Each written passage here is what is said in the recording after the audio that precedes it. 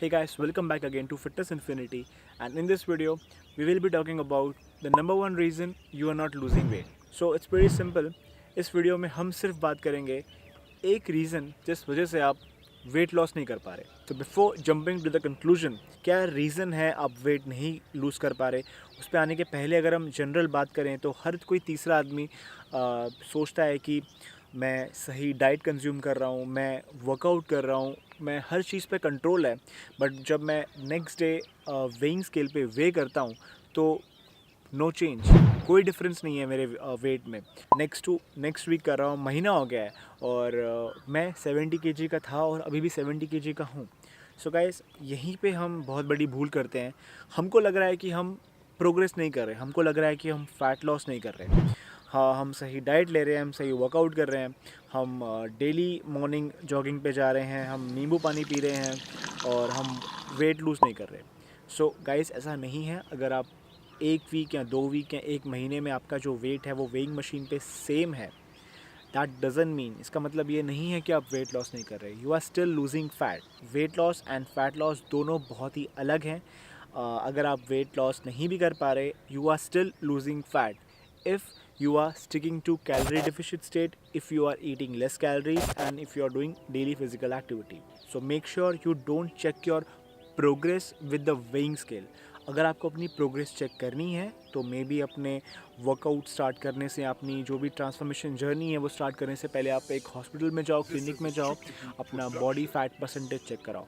I am not saying BMI is bullshit.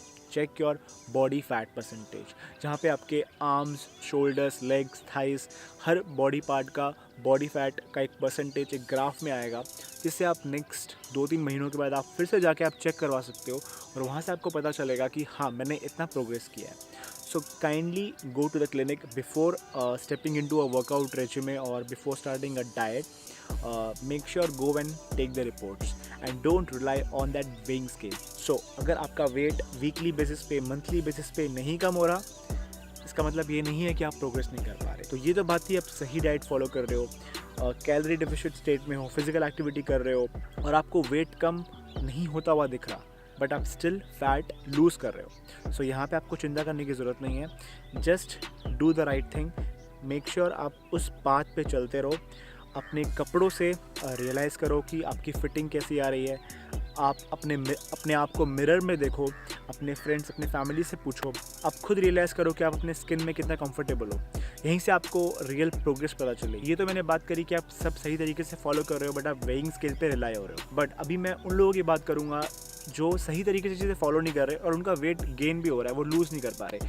तो आपका जो वेट गेन हो रहा है और लूज़ नहीं हो पा रहा, उसका रीज़न यही है कि you are eating too many calories. It simply means that you are not following a calorie deficient diet. तो अगर आप सोच रहे हो कि मैं वेट लूज़ नहीं कर पा रहा, तो उसका एक ही रीज़न हो सकता है कि आप ज़्यादा कैलोरी कंज्यूम कर रहे हो. सो हम यहाँ पे बड़े पिक्चर की बात कर रहे हैं. हम यहाँ पे 1 वीक या 2 वीक की बात नहीं कर रहे.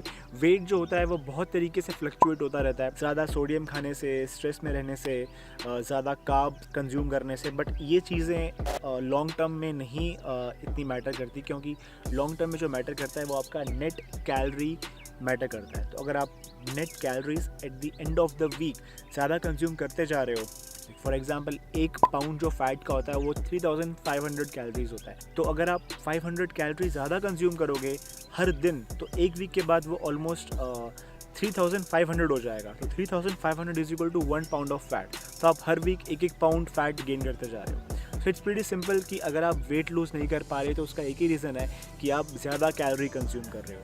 और ज़्यादा कैलोरी आप कंज्यूम कर रहे हो वो किसी भी तरीके से हो सकता है. अगर आप मे बी आप सैटरडे संडे को आप फ्रेंड्स के साथ, फैमिली के साथ बाहर जा रहे हो, आप रेस्टोरेंट में खा रहे हो, आप ज़्यादा कैलोरी कंज्यूम कर रहे हो. आप चॉकलेट्स और ड्रिंक्स और ये सब चीज़ों का आपको कंट्रोल नहीं है तो आप ज़्यादा कैलोरी कंज्यूम कर रहे हो. आप बिस्किट्स खा रहे हो, प्रोसेस्ड फूड खा रहे हो, आप डेफिनेटली कैलोरी ज़्यादा कंज्यूम कर रहे हो. मैं नहीं कह रहा कि ये सब खाना नहीं चाहिए, हर चीज़ खाओ, एंजॉय करो, बट मेक श्योर कि आपका जो डेली कैलोरी इंटेक है वो कम हो. चाहे आप बिस्किट खाओ या ना खाओ, चाहे आप चॉकलेट्स खाओ या ना खाओ, बट इम्पॉर्टेंट ये है कि आप हर दिन अपने मेंटेनेंस कैलोरी से कम खाओ. तो कितना कम खाना है मैं आपको सिंपली बता देता हूँ. आप अपने वेट को पाउंड्स में कन्वर्ट करो, उसको आप 11 और 12 से मल्टीप्लाई करो, उसका एवरेज लेके आप उतनी कैलोरीज आप डेली कंज्यूम कर सकते हो.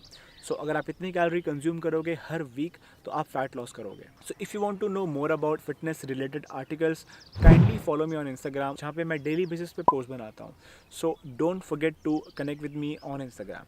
सो guys, thank you so much. अगर आपको वीडियो पसंद आया, make sure to hit that like button, subscribe if you are new to this channel. Thank you so much for watching this video. Stay fit, stay strong. Take in more calories than your body requires to maintain life and perform physical work. You are in a net calorie surplus, which results in the storage of energy in the form of mostly fat. So the opposite applies if you are in net calorie deficit. So in this case, your body breaks down stored body fat to fuel its energy needs. So it simply means counting calorie easy. So this instrument is pretty simple. अगर आप कुछ ऐसी चीज़ें खा रहे हो जिनकी calorie exactly Google पे या माई फिटनेस पाल के एप्लीकेशन पे नहीं मेंशन करी, फॉर एग्जांपल अगर आप चिकन या फिश, गूगल पे उसकी कैलोरीज एग्जैक्टली अवेलेबल नहीं है क्योंकि उसका वेट डिफरेंस है, क्योंकि उसके साइज में डिफरेंस है, तो आप उसको एक मशीन पे क्लियरली वेट कर सकते हो और उस